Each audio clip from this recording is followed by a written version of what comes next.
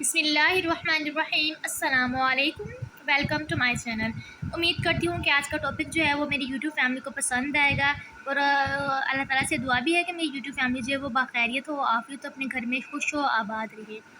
آج کا ہمارا ٹاپک ہے حضرت صہیب رضی اللہ عنہ کا اسلام لانا، کہ انہوں نے اسلام کے لیے جو ہے وہ کون سی مشقتیں جو برداشت کی، کون سی تکلیفوں کو ہے وہ گزرنا پڑا۔ ایسا کوئی بھی صحابی جو وہ نہیں نظر آتا جس نے اسلام کے لیے مشقتیں برداشت نہ کی ہوں، تکلیفیں جو ہیں وہ برداشت نہ کی ہوں۔ جس صحابہ کی ہسٹری آپ پڑھ لیں، انہوں نے شروع میں اسلام لانے کے لیے بہت سی قربانیاں دی ہیں، بہت سی تکلیفیں جو ہیں وہ برداشت کی ہیں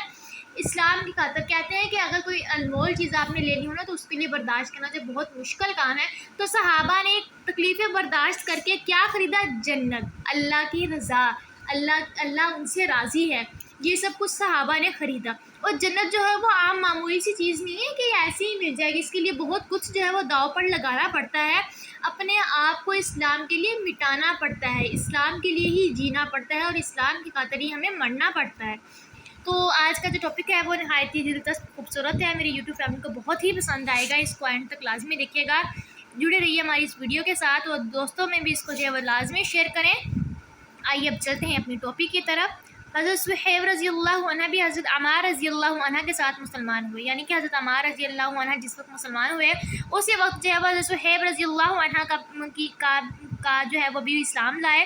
نبی اکرم صلی اللہ علیہ وآلہ وسلم حضرت ارقم رضی اللہ عنہ صحابی کے مکان پر تشریف فرما تھے، یعنی حضرت ارقم رضی اللہ عنہ صحابی ہیں، ان کے مکان میں آپ صلی اللہ علیہ وسلم نے تشریف فرمایا کہ یہ دونوں حضرت جو ہے وہ علیحدہ علیحدہ حاضری خدمت ہوئے، اور مکان کے دروازے پر دونوں اتفاقاً اکٹھے ہو گئے، یعنی کہ ان کے دروازے پر حضرت ارقم رضی اللہ عنہ کے صحابی جو ہے ان کے دروازے پر یہ دونوں جو صحابی تھے وہ اکٹھے ہو گئے، اور ہر ایک نے دوسرے کی غرض جو معلوم کی۔ اس نے پوچھا کہ آپ کس وجہ سے آئے ہیں، تو انہوں نے دوسرے سے پوچھا کہ آپ جو ہے کس وجہ سے آئے ہیں، یعنی اسلام، تو ایک نے غرض کی یعنی اسلام لانا۔ تو حضور صلی اللہ علیہ وسلم کے فیض مستفید ہونا دونوں کا مقصد تھا۔ اسلام لائے، اور اسلام لانے کے بعد جو اس زمانے میں اس قلیل اور کمزور جماعت کو پیش آتا تھا وہ پیش آیا، ہر طرح ستائے گئے، تکلیفیں پہنچائی گی، آخر تنگ آ کر ہجرت کا ارادہ فرمایا۔ تو کافروں کو یہ چیز بھی گوارا نہ تھی کہ یہ لوگ کسی دوسری ہی جگہ جا کر آرام سے زندگی جو ہے وہ بسر کر سکے، یعنی کہ کافر لوگ اس میں بھی خوش نہیں تھے کہ اگر انہوں نے اسلام قبول کیا، انہوں نے ہجرت کی، تو ہجرت کر کے اگر وہ دوسرے ملک چلے گئے ہیں تو وہاں پر جا کر وہ اسلام کی زندگی جو بسر کریں، تو کافروں کو یہ بھی جو ہے وہ منظور نہیں تھا۔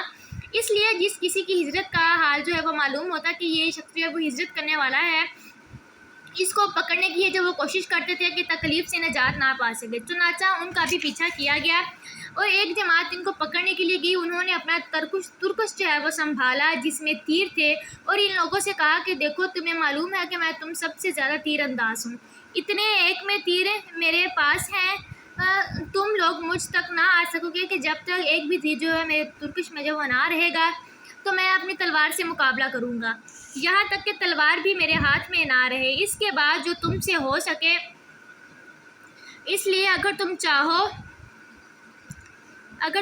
تو اپنی جان کے بدلے میں اپنے مال کا جو ہے پتہ جو ہے میں بتا سکتا ہوں جو مکہ میں ہے، اور 2 باندیاں بھی ہیں، وہ سب جو تم لے لو۔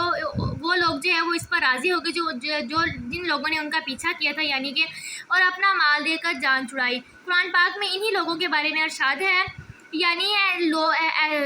بعض لوگ ایسے ہیں جو اللہ کی رضا کے واسطے اپنی جان کو خرید لیتے ہیں، اور اللہ تعالیٰ بندوں پر مہربان ہے۔ حضور صلی اللہ علیہ وسلم اس وقت قباء میں تشریف فرما تھے، سورج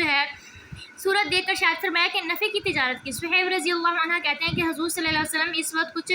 کھجور جو ہے وہ نوش فرما رہے تھے، اور میری آنکھ جو ہے وہ دکھ رہی تھی، میں بھی ساتھ کھانے لگا۔ حضور صلی اللہ علیہ وسلم نے فرمایا آنکھ تو دکھ رہی ہے اور کھجوریں کھاتے ہو؟